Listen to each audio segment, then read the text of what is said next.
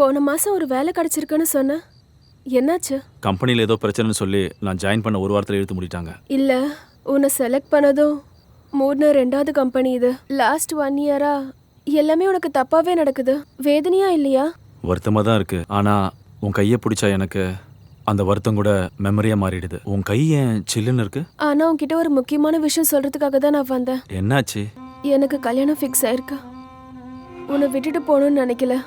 ஆனா என் குடும்பத்தையும் என்னால ஹர்ட் பண்ண முடியாது. ஐ திங்க் உன்னோட லைஃப் ஒரு ஜாப் ஒரு மேரேஜ்னு முடிய போறதில்ல. ஆல்சோ நீ சொன்ன மாதிரியே maybe destiny has bigger plans for you. உன்னோட ஜேர்னில யார் இருக்காங்களோ இல்லையோ, உன்னோட ஜேர்னி இந்த மாதிரி தான் கண்டினியூ ஆகணும். அந்த ஜேர்னி முழுக்க இந்த டைரி உன்கிட்டயே இருக்கணும். ஏன்டா ஆச்சு? ஏன் அந்த பொண்ணு டல்லா போறா?